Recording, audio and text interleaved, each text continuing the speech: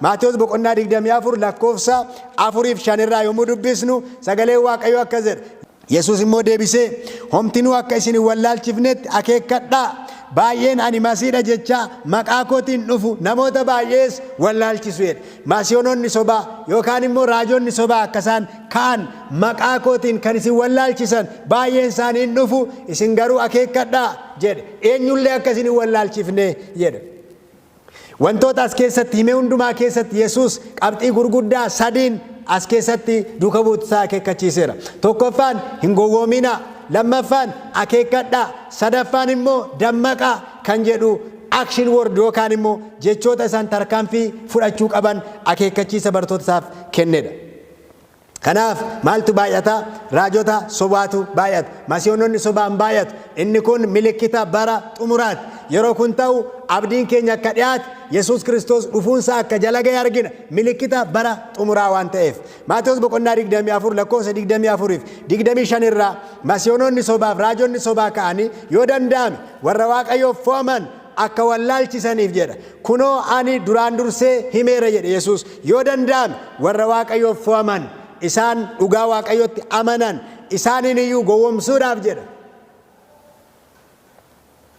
Yoo danda'ame ani duraan dursee isinitti himeera. Warri Waaqayyoof fo'aman warra abboommii Waaqayyoo eeganii fi warra Yesuus Kiristoositti amanatanidha. Amantii Yesuus kan qaban akkuma kana seerri Waaqayyoo abboommii Waaqayyoo akkuma caafametti abboommii Waaqayyoo kunnan kan eegan isaan kun warra hambaa yookaan immoo warra Waaqayyoof fo'amanidha. Kanaaf isaaniin iyyuu amma gowwoomsanitti raajonni sobaa hin ka'u. Mee bara jaarraa amma keessa jirru kana keessatti namoota ani Masiihidha jedhanii kaan muraasa isinii caqasuun barbaada. Hedduun isaanii jiru. Karaa baay'ee argachuu dandeessu ta'a. Ani garuu waanuma muraasan keessaa tuquu barbaada. Baay'ataniiru ani Masiihidha, ani Kiristoos kan jedhan namoonni bara kana. Fakkeenyaaf namni Jim Jones jedhamu ani Kiristoosidha otoo ofiin jedhu duukaa buutotaa immoo summii obaasee nama ajjeese jireenyi isaa fi jechi isaa kan waliin fakkaanne nama akkasii ture seenaa keessatti. Kuni waan bara dhiyooti. Namni kun ani Kiristoosidha ofiin jedha. Akkuma kana duuka buutota baay'ee qaba. Hojii isaa gaafa laaltan garuu sagalee Waaqayyoo akkuma jedhu ija hojii isaaniitiin isaan beektu jedha. Duuka buutota isaa garuu nama summii obaasee ajjeesedha.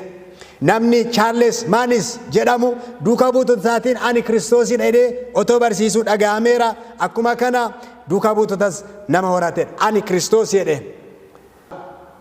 Namni Sun Miyongi jedhamu kuni ani Masiihidha otoo ofiin jedhu bara 2012tti umurii waggaa 92tti nama du'aan lafa kanarraa adeemedha. Masiihin garuu hin du'u. Takkaa du'eera lammaffaa deebi'ee du'uu hin danda'u.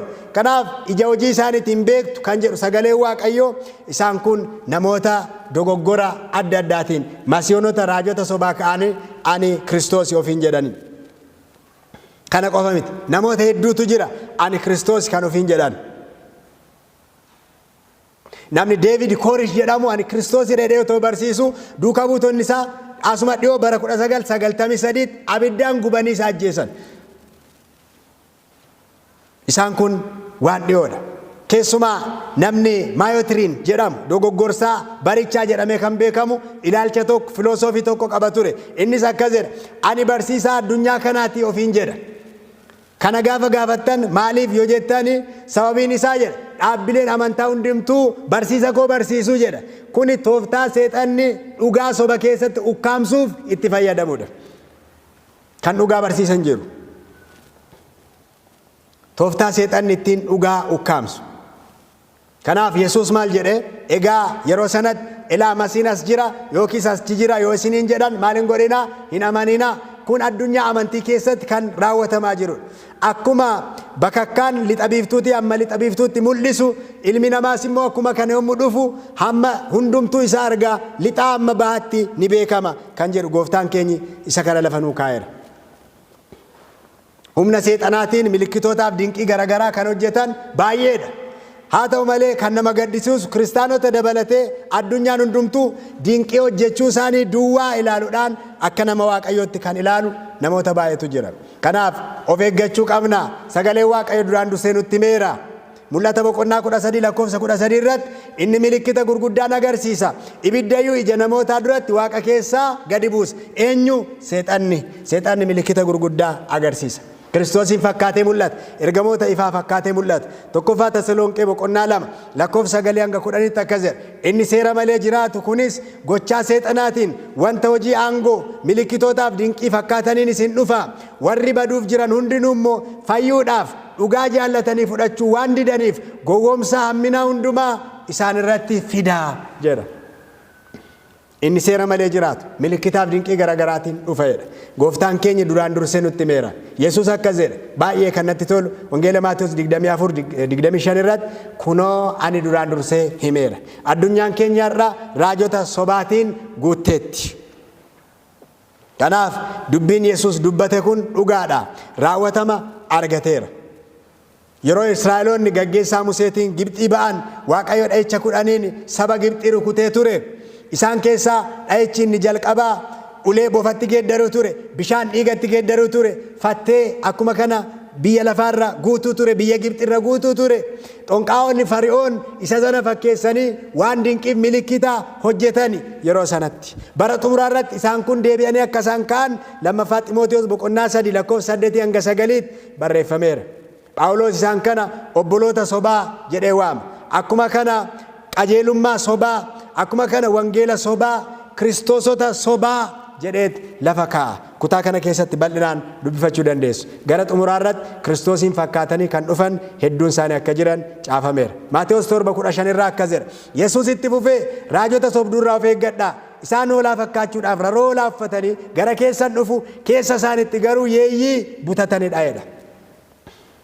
Namni yaa gooftaa naan jechuu duwwaadhaan mootummaa abbaa kootitti gala miti. Guyyaa xamu isa dhumaa sanatti namoonni baay'een dhufanii maal jedhu? Yaa gooftaa nuyi maqaa keetiin raajii dubbanneerra, hafuura hamaa baafneerra, dinqii garaagaraa gooneerra jedhu jedha. Ani garuu matumaa isin hin beeku. Yaa warra hamaa hojjettanii ija koo duraa badaa jedheen mul'inatti isaan ari'aa jedha. Waaqayyo hin beekne kan jedhan xumurarratti Waaqayyo kan isaan hin beekne karaa biraa seexanaaf kan hojjetan bara xumuraarratti akka isaan ka'an sagalee Waaqayyo keessatti caafame. Kun addunyaa amantii keessattidha. Har'a namoonni sobanii Waaqayyo akkas naan jedha kan jedhan hedduu isaanii jira. Ati konkolaataa bittaa, biyya alaa baataa, wantoota adda addaa wanti ati gootu kun siif ta'a, sun siif ta'a, waadaa sobaa nama abdachiisuudhaan akka isaan karaarraa nama kaachisan sagalee Waaqayyo keessatti caafameera. Qabatamaatti immoo har'a argaa jirra. Dhumarratti maaliif kan raajonni sobaa ka'an? Maaliif kana seexanni namoota sobaa raajota sobaa kaasu? Inni jalqabaa karaa Waaqayyo irraa akka isaan nama kaachisaniif, waan lafaatti akka isaan goraniif, yaada garaa akka namoonni hin geeddaranneef. Inni lammaffaan akka namni mootummaa Waaqayyo dagatee waan lafaatti of kennuuf. Alkallattiidhaan dinqii sobaa seexanni hojjetuuf namoonni akka seexana waaqeffataniif kan inni sobdoota kaafatu. Waan nyaatan ittiin argachuuf akkuma kana jireenya bara baraa namoota dhowwachuudhaafidha. Waaqayyo garuu akka nu hin gowwoomne dursee nutti himeera. Galanni guddaan isaaf haa ta'u. Heertuu tokkoon dubbisee walitti qabuu barbaada. Ermiyaas boqonnaa 23 lakkoofsa 25 hanga lakkoofsa 25 irraa wal wajjin dubbisa. Sagalee Waaqayyoo maal jedhe? Waa'ee kanaa ilaalchisee sagalee Waaqayyoo maal jedhe? Haala raajota sobaa ilaalchisee bara xumuraarratti namoonni Waaqayyo maal gochuu akka qaban inni kun milikkitoota dhufaatii gooftaa keenya Yesuus Kiristoos waan ta'eef. Ermiyaas boqonnaa 23 lakkoofsa 25 irraa akkas jedha. Na wajjin akkasiin dubbiftan jaalalaan isin gaafadha. Akkas jedha lakkoofsa 25 irraa. Ani isa raajonni warri maqaa kootiin sobanii raajii dubbatanii ani abjoodheera jedhan dhagayeera. Wanti akkasii kun garuu hamma yoomiitti garaa raajotaa warra yaada isaanii keessaa fuudhanii soba dubbatanii keessa jiraata. Akkuma abboonni isaanii Ba'aal duukaa bu'anii maqaa koo irraanfatan akkasuma isaan kunis abjuu isaanii isa walitti himaniin sabni koo maqaa koo akka irraanfatu godhu jedha.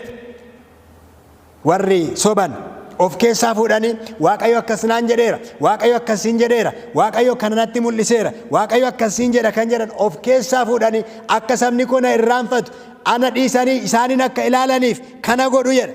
Raajiin inni abjuu abjoote isuma abjoote sana haa himu. Inni dubbii koo dhaga'e immoo amanamummaadhaan isuma haa dubbatu. Habaqiif qamadiin maal walitti qabu? Argitanii? Maal jedhe namni soba abjootu soba isaa abjootu inni dubbii koo dhaga'u garuu dubbii koo dhaga'u jedha. Har'a gooftaan keenya Yesuus Kiristoos maal barbaada? Dubbii isaa akka nuti dhageenyu barbaada. 29 irraa dubbiin koo akka abiddaa mitiire akka burruusa dhagaa kattaa caccabsuu mitiire. Kanaafis kunoo ani raajota warra dubbii isaa walirraa dhagaan akka waan anarraa dhaga'anitti dubbatan irratti raajota warra wanta ofii isaaniitti dubbatan Waaqayyotu dubbate jedhan irratti raajota warra soba abjootanii ittiin raajii dubbatanii saba koo karaarraa kaachisan irratti nan ka'a. Ani isaan hin ergine isaan hin abboomnes isaan immoo saba kanaaf waan tokkollee waa'ee hin baasanii jedha. Sagalee Waaqayyootti dubbateera. Namoonni sabaaf waa'ee hin baafne, namoonni Waaqayyoof waa'ee hin baafne, namoonni faayidaa mataa isaaniif jiraatan maqaa amantiitiin akka isaan nama goomsuuf ka'an xumura irratti kaa'ameera. Kana jalaa kan nuti ittiin baanu sagalee Waaqayyoo kan lafa kaa'u dubbii koo dhagahaa jedha. Warri raajii sobaa dhagaan haa dhagaan, warri raajii sobaa himan haa himan, warri dubbii koo dhagaan garuu haa dhagaan jedha. Waaqayyo maal barbaada? Akka nu dubbii isaa dhageenyu barbaada. Kan akka goonuuf Waaqayyo nu gargaaru. Obboloota koo dubbii Waaqayyoo dhagahaa. Hin gowwoominaa. Dubbii Waaqayyoo malee namoonni dubbii mataa isaaniitiin nutti dhufan baay'een isaanii jiru. Sagalee Waaqayyoon jedhe inni dubbatame dhugaadha, raawwatameera. Barri nuyi keessa jirru kun bara raawwatama raajiiti. Gooftaan keenya Yesuus Kiristoos deebi'ee dhufu jala ga'eera. Of eeggachuun nu barbaachisa, dammaquun nu barbaachisa, qophaa'uutu nu barbaachisa. Waaqayyo isa kana nu gorsa, sagalee isaa dhaga'uu nu barbaachisa. Namarratti ergaa namaa mul'ata namaarra dubbii Waaqayyoo isa barootaa irratti hirkachuun fayyina keenyaaf gahaadha. Kan akka goonuuf Waaqayyo hunduma keenyaa gargaaru. Yesuus barreeffameera jechuudhaan diinota isaa mo'ateera. Har'as anaaf isiniif meeshaan lolaa keenyaa sagalee Waaqayyooti. Barreeffameera, caafameera jechuudhaan wanta sobaa bara kana keessatti ta'u jala dhaabachuu qabna, mormuu qabna. Isa namni nuun jedhurra isa dubbii Waaqayyoo jedhu caalmaatti amanuu qabna. Sanatu karaa fayyinaa ta'ee mootummaa Waaqayyoof nu qopheessa. Aniif isin jabaannee dhaabannee qophoofnee mootummaa Waaqayyoof jireenya keenya qopheessuun akka nurra jiraatu sagalee kana keessaa hubanna. Hamma ammaatti obsaan waan turtaniif Waaqayyo gooftaan isin haa eebbisu. Guddaa akka eebbifamtaniif irraa akka barattan abdii guddaan qaba. Kutaa isa itti aanuun yeroo itti aanu wal agarra. Ayyaanni Waaqayyoo hunduma keessanii wajjin haa ta'u.